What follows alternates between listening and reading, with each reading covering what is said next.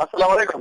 وعلیکم السلام ورحمت الله. مولوی صاحب محترم خیر جوړ څه ښه دی الحمدلله. مولوی صاحب اورنګزی به او بیات مو خدای خیرت دی. شکر الحمدلله. که وخت لرئ داسې یو مسلې پوښتنه مې کوله صاحبه. خو تاسو څوک یاست؟ ما به ونه پیژنئ، ستاسو یو شائق وښی یا ملګری وښی، تاسو به مې نه پیژنئ. د چلستون نه خبرې کوم. چلستون نه؟ لمبر یوسف درکړی کوچا؟ بلې لمبر د چا هغه یوسف نه؟ نمبر داسې یو ملګري نه مې اخیستی و، مسله راغلې وه، نو بیا هغې راته مسلې پوښتنه وکړه. دا ده چې دا دلته زمونږ سلانجم د بعضې خلکو سره دا تقلید مسله باندې چې د یو معین مذهب تقلید دا صحیح دی صحیح نه دی، واجب دی حرام دی شرک دی مال، چې دا څنګه دی؟ د معین مذهب تقلید چې دی دا تقلید جامد کوي. تقلید جامد دی ته وایي چې هره خبره ولا بدون چونې چرا منې به شرک دی. دا شرک او که تقلید جامد نه وي نو بیا بدعت دی. تقلید جامد ته وایي چې هره خبره ولا منې په غیر د دلیل نه نو بیا شرک دی، ځکه هغه خو ارباب هغې کې ورداخلېږي. اتخذوا احبارهم او رهبانهم اربابا من دون الله، هغه آیت د سورة توبه کې. او که چېرته داسې چې تقلید جامد نه وي، په دلیل باندې د چا خبره منل، نو هغه به هغه ځینې علما هغې ته بدعت وایي او ځینې هغې ته به اتباع وایي. خو زمونږ په هغې کې څومره فرق دی. که چېرته د عالم د وجې نه حدیث منې بیا هغه هم بدعت دی. که د عالم د وجې نه منې د حدیث خبره منې نو بیا هغه هغې ته اتباع ویل کېږي، هغه بیا ناروا نه دی، هغه تقلید بیا نه دی. مننه مولوي صاحب. د اتباع او تقلید کې فرق شته مولوي صاحب؟ او تقلید دې ته وایي، تقلید خو دې ته وایي قبول قول الغیر من غیر دلیل، د یو چا خبره منل په غیر د دلیل نه. او اتباع دې ته وایي قبول قول الغیر بدلیل، د یو بل چا خبره منل خو سره د دلیله. که د تقلید پر رد باندې د قرآن کوم آیت شته مولوي صاحب؟ د قرآن آیت خو یو خو همدغه آیت دی، اتخذوا احبارهم ورهبانهم اربابا من دون الله. مولیان او پیران ځان ارباب جوړ کړي دي، رب ورته ویلی دی په غیر د الله تعالی نه، سورت توبه کې دی. او بل الله تعالی فرمایلي دي په سورت دغه کې ده آل عمران کې. مولوي صاحب دا تقلید مې درته وښوده که نه، دلته خو دا ارباب دی، زمونږ دا مجتهدین خو دا خو مقلدین دا ارباب نه ګڼي، غیر د الله نه دي، دا خو غیر د الله نه ګڼي. تقلید پر رد باندې مالې خو ته غوږ کېږده، زه ته ویم که نه، دغې دغه حدیث راغلی دی، حدیث د عدي بن حاتم. عدي بن حاتم ته نبي علیه السلام ویل، د آیت نبي علیه السلام لوسته، عدي بن حاتم راغی، نو دی ورته ویلې چې یا رسول الله موږ خو شرط هم خپل مولیانو او پیرانو ته رب نه دی ویلی، نو دلته څنګه ویلي چې اربابه من دون الله؟ نو هغې ورته ویلې چې کله به یو شي ته حلال ویلې، تاسو به ورته حلال ویل که نه به ویل په غیر د دلیل نه؟ هغې ویلې و موږ حلال ګڼه، او یو شی چې به حرام و او هغې به ورته حلال وي او تاسو به حلال ګڼې نه ګڼه په غیر د دلیل نه، وایي دغه همدقې فذلک الرب، همدقې ته رب ویل کېږي چې تا په غیر د دلیل نه په تحریم او تحلیل کې د یو چا خبره ومنله، روا او ناروا کې، او دلیل ملیل کې نه غواړې، بس دغه تا د هغې نه رب جوړ کړه. یعنې بغیر د دلیل نه د یو چا خبره منل دا شرک دی؟ دا شرک دی بالکل. او د شرک باندې دلیل د قرآن نه؟ د قرآن نه خو همدغه آیت دی، که اتخذوا احبارهم په تفسیر کې اوس دغه حدیث تقلید ذکر نه دی راغلی که نه مولوي صاحب؟ دا تقلید باندې دلته خو بعضې ملګري ګوره زمونږ دغه وایي چې په اتباع باندې رد شته، خو په تقلید باندې رد نشته. اتباع باندې رد د کوم ځای نه شو؟ لکه دوی مشرکینو ته چې به وویل شو تاسو څنګه د خپل پلرونو دغه کوئ، هغه به ویل نتبع ما الفینا ذکر دی، د تقلید ذکر نه دی راغلی. نو دا که یوه پوښتنه بله وکړم مولوي صاحب، دا تقلید تعریف چا کړی دی؟ دا تقلید تعریف شوی دا خو علماو کړی دی. نو د علماو خبره دا شرک نه شو؟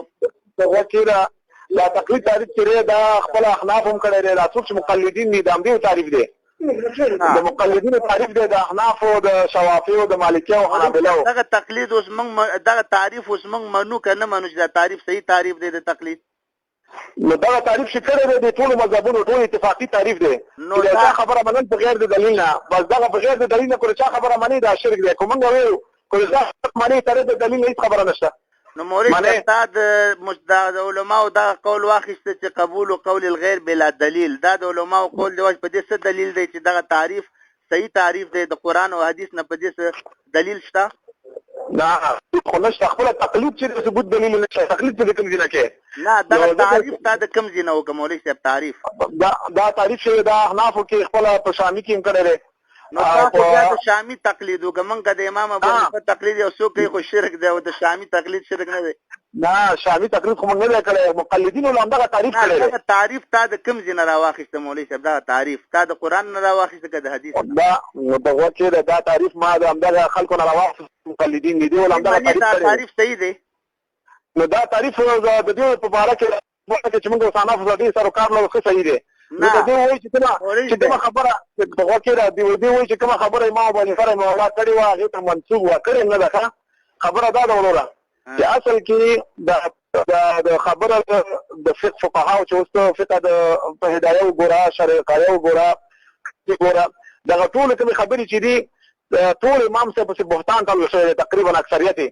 وجه دا ده چې دا ډېر وروسته لیکل شوي دي، 600 کاله وروسته لیکل شوي دي او دوی وایي موږ د همدغه خبره مخلوق دلیل ته نه غواړو، مخالف یې دلیل نه غواړي. سبا لوی خلک دي که نه او دې وړه خوله باندې هغوی پسې خبرې دا به ښه خبره نه وي. خو دا جواب لنډ که راکړې چې تاسو ویل چې تقلید شرک دی، د یو چا قول بې دلیله منل. اول تقلید تا وکړه په دا تعریف دې راواخیسته، دا تا د کوم ځای نه راواخیسته؟ قرآن او حدیث نه دې راواخیسته که کوم ځای نه؟ دا خپله د مقلدینو نه او په غوږ کې اصل کې دغه چې دی تقلید هغه د قلادین او د هغه فلسفې دی. قلاید چې ورته راځي قرآن کریم کې ولا القلاید، قلاده څه ته ویل کېږي اورې؟ قلاده که د قلاده ده مولوي صاحب؟ په غوږ کې د قلاده ده، خو هغه قلاده څه ته ویل کېږي چې یو څه په یو چا په غاړه کې اچوله. نو تقلید کې دی، تقلید ځان د همدغې نه اخیستل شوی دی چې یو چا پړې په غاړه کې اچوله او ځان د هغې پسې لکه حیوان کې پړې واچوي چې راکاږي. مقلد پړې اچولی او بل چا افلاط کې هغې ماشې ته راکاږي که مکان ته مې ګزار مې ګزار مې کا. تعبیر فرق کوي مولوي صاحب، څوک حیوان تعبیر په پړي سره کوي او انسان تعبیر په هار سره کوي. موږ تقلید موږ د سره تعبیر به هار سره کوو، دې ته هار وایو. تقلید دا د مجتهدینو قول موږ هار ګڼو، خپله غاړه کې اچو. څوک چې هغه وي نو هغه به تعبیر په پړي سره کوي، هغه بېله خبره ده.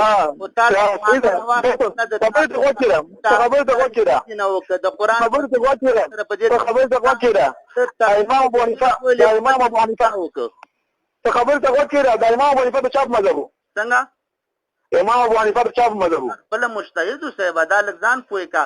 مجتهد یا به سړی خپله مجتهد وي یا به مقلد وي، او کنه سړی مجتهد وي او نه مقلد وي، دا به اهل هوا او ځینې وي. ته ما ته نه داسې څوک نشته. په غوږ کې راښه دا څوک چې نه مجتهد وي او نه مقلد وي دا به اهل هوا وي. صحیح ده ستا په نظر باندې؟ بالکل. نو بیا ابوبکر عمر او عثمان او علي دا ټول اهل هوا دي ستا په نظر باندې. هغوی څه مالته مقلد نه خدای دې پوهې مقلدین نه ټول صحابه چېرته دا تقلید نه پېژنده. امام ګوره د صحابو منځ کې تقلید درته وښیم، د صحابو کې تقلید د سره شته دی نه. او راځو دلته چې امام ابو حنیفه رحمه الله فرمایلي دي اذا صح الحديث فهو مذهبي. څنګه چې صحیح د امام مذهب دی مولوي صاحب. نو صحیح حدیث لږ ما ته متوجه شو بخې ډېر زیات. عثمان رضی الله عنه په دور کې دغه په خلافت کې دا دویم اذان د جمعې مقرر شو، ټول صحابه موجود دي او یو صحابي هم دغه نه کوي، د عثمان رضی الله عنه اتباع کوي، دلته د تقلید کوي، هېڅوک په ده باندې اعتراض نه کوي. آیا د یو عثمان رضی الله عنه خبره منل دلته دا تقلید نه دی؟ نه څه شی دی؟ دې ته ته څه شی وایې؟ دا هغې خو دې وجې نه تا تاریخ له ټول وګوره چې دا په څه وجې باندې دا دویم اذان وکړه چې خلکو جمعې ورځ نه پېژندله. ځان ته خبره ده، وجه ځان ته خبره ده. صرف دا صحابه ولې دا ټول د یو عثمان ته دا خبره ومنله او دا یې ونه ویلې چې دا خو د رسول پاک زمانه کې ولې نه دی شوی، د ابوبکر صدیق صاحب، د عمر صاحب، تا ولې دا نه دا ټول ویلي دي. هغه خو راغلي دي کتابونه کې چې د نبي اعظم په زمانه کې نه وو، صحابه ویلي دي، د عمر په زمانه کې نه وو، په زمانه کې نه وو. عثمان د ضرورت وجې نه کړی دی او نور څه اوس هم ډېر خلک نه کوي. نه ګوره دا خو دا ګوره نور خلک یې نه کوي، صحابه و کولو دا نور خلک یې نه کوي، د صحابه نه دا نور خلک اوچت شول. هغه اولې خبرې سره راځم چې تا تعریف د تقلید وکړه، دا د قرآن نه وکړه د حدیث نه؟ دا تاسو مقلدین نه مې وکړ. ته منې که نه منې؟ چې دا تعریف تا ته خپله قبول دی که نه دی قبول؟ دا تعریف د مقلدینو لپاره قبول دی، موږ نقل کړی چې دغسې تعریف دی بغیر د دلیل نه چا خبره منل بس دغه تقلید دی او ناروا دی. دا تعریف نقل کړ، ته خپله منې که نه منې؟ دغه تعریف منم. نو تا خو دا چې ومنه نو د یو چا قول دی ومنه بلا دلیله، تا شرک ونه کړ؟ نه. نو تا ولې شرک ونه کړ؟ تا خو ته د نحوې تعریف ته د نحوې تعریف هم ومنه، ته د صرف تعریف هم ومنه، ته د معنی تعریف هم ومنه. زما خبرې ته راغلی که نه، ګوره د نحوې مسله ته منې دلیل پې نه غواړي، د صرفو مسله منې دلیل پې نه غواړي، د منطقو د معانیو مسله منې دلیل پې نه غواړي. ولې د هغې د فن د مجتهدینو تقلید کوي؟ اگر چې د نحوې ډېر امامان به یا معتزله وي یا ګډوډ خلک وي، ته د هغې د فن د مجتهدینو تقلید کوي. او چې کله فقه ته راشي دلته د امام ابو حنیفه او د مجتهدینو قول منلو ته شرک وایي. دلته علوم عالیه فرق کوي. علوم عالیه کې دا شرط دی، نبی صلی الله علیه وسلم فرمایي دي من عمل ليس عليه امرنا فهو رد. هر هغه کار چې نبی علیه السلام امر پرې نه دا مردود دی. که د امام ابو حنیفه قول دی مردود دی، که د امام مالک دی مردود دی، که د امام ابو یوسف دی مردود دی، که د امام بل دی، ټول مردود دي او ټول بقوه چې کله د حدیث مقابل کې راغی. خدا په امان. یا مولانا په آیت و حدیث ویلو شرمېږي؟ که حق در سره وي خو حق وایې که نه. ساکت عن الحق شیطان اخرس. ولې چپې؟ هلو خبرې ولې نه کوې؟ هلو او مولانا اورنګزیب صاحب خبرې کوه که نه؟ یا لکه خبرې کوه که نه؟ دا څومره بې سترګو سړی زما مصرف کېږي دلته او ته خبرې نه کوې. هلو خبرې ولې نه کوې؟ خدای دې ووایه چې بیا کله وانه ورو چې تا مقلدینو پسې امام صاحب پسې خبرې کړي، پوستکی به دې وباسم. هلو و دې کته د امام صاحب کرامت بیخي ګونګی یې کړې ښه. دا د امام صاحب کرامت دی ګوره، ګونګی شوې ګونګی. مخکې د بېادبي وکړه د امام صاحب. هلو ولې غلی یا لکه په شرمونو شرمېږئ تاسو د غیر مقلدین؟ په شرمېدلو ته شرمېدلې زه نه غواړم چې دغسې بکواس باندې خپل وخت ضایع کړم. الله په امان.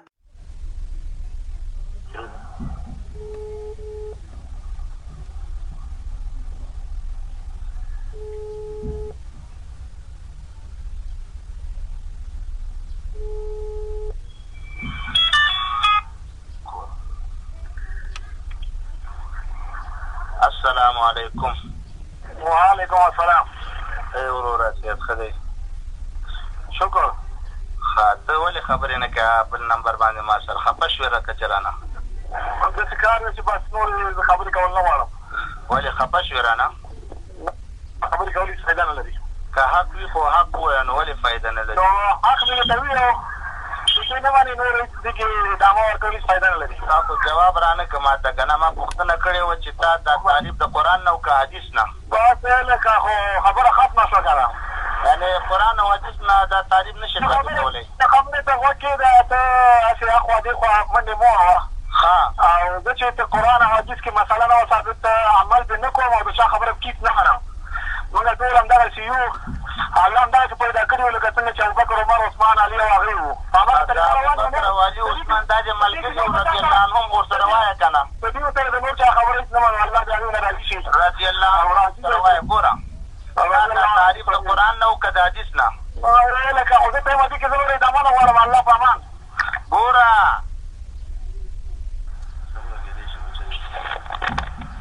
اردم دې ته وګوره د مقلد چا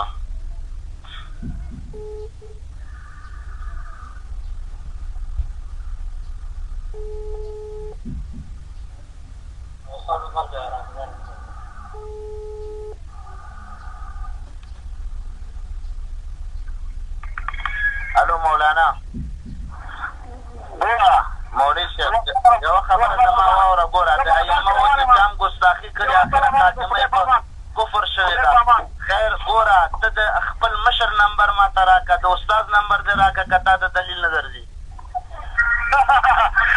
زما استاد سره ته ما ته خبرې نشي کولی استاد سره ما سره خبرې وکړه که نه تا دا تعریف د قرآن نه وکړه د حدیث نه که تا ما ته دا تعریف صحیح وکړه د نبي علیه السلام خبره نه منې او راځې پسې وکشه که تا ما ته دا تعریف وکړه وکشه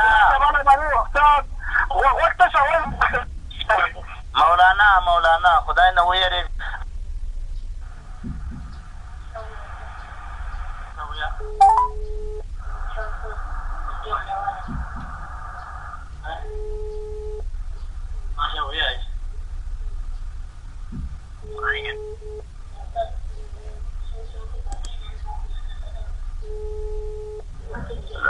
جابو مرا مصرفتون ایتی مرانی عنوان السلام علیکم مولوی صاحب ستاسو مهرباني به وي لږ په ارامه را سره وغږېږئ که نه دا زړه کې مې ارمان دی مولوي صاحب زړه کې مې ارمان دی زه نور وخت نه لرم الله په امان زه ټوله بازار کې روان یم موټرونه اوازونه ادرس راکړه یا به هلته درشم یا زما خوا ته راشه السلام علیکم وعلیکم سلام څه خیر صحت دې ښه دی ته څوک یې ته پکې څوک شوې زه پکې بل دې پړ شو لکه چې اواز مې بل کړ ته څنګه یې ته استاد یې خدمت یې وه نه هغه د شاګردو ته استاد یې ولې هغه خبرې نه شي کولی نه ځکه خبر راته ښکاري لکه چې مقلد وي ولې هغه خبرې نه شي کولی نه داسې راته ښکاري لکه چې مقلد وي نه هغه خبرې نه شي کولی نه متقي لکه مقلد وي هغه خبرې کولی شي که نه نه د الله بنده مقلد لکه متقي مخکینی ولې پښیمانه شوه اولینی نحن مقلد إذا خاطب المجاهدون قالوا سلام الله أكبر مخکینی دې پړ شو وشه او که څه ته متغیر نو دی استادې که دی وکیل مدافع نه دا خبرې ولې نه کوي د رسول الله سلام کاغه ورکړي ځان ته یې معرفي کوو دا اولینی خبرې ولې نه کوي هغه ولې پښیمانه شو دا جواب ما ته راکړه هغې ته ووایه یا ورته توبه وباسه که زما حکومت ورته وایي اسلامي حکومت وایي نو ته باید په درو وهلی شوی وایي تا د ایمو بېادبي کړې ده دونه ته یې ته مقلد یې متقي اخلاص هغه ولې پښیمانه شو د خبرونه دا راته جواب راکړه یا ووایه چې هغه خبرې نه شي کولی زه در سره خبرې کوم یا ووایه چې هغه ملا نه دی جاهل دی بس زه به تا سره خبرې کوم ځان ته معرفي کوه اول ته مقلد یې که متقي اخلاص ځان ته ګوره اول چې هغه خپل دغه ووایي چې هغه ته څه عذر پیدا شو چې خبرې نه کوي بیا به زه دویم نمبر کې تا سره خبرې کوم هغه عذر لري که ما سره خبره وکړه څه عذر لري هغې ته څه مشکل پیدا شو د الله بنده دونه بخښنې ځان ته ځان پېژندلی شي ځان نه هېرېږي چې اوس مقلد هغه ولې خبرې نه کوي د منطقو یو دوه خبرې مې ورته وکړې لکه چې پرتوګ یې ولړه تاسو خو تاسو ټول دغه ټول دین وشرعو خبره کېږه وشرمېدلو هغې اول کس را سره ولې خبرې نه کوي وجه څه ده که دا زه در سره لګېږه که نه هغه ولې خبرې هغه نه شي کولی ما سره خبره وکړه مقلد یې که متقي هغه خبرې نه شي کولی دا ستاسو خبرې دا سره خو جایزه ته وخت ضایع کول نه دي ستاسو شان صحیح نه شي دې سره وخت ضایع کول نه دي پکار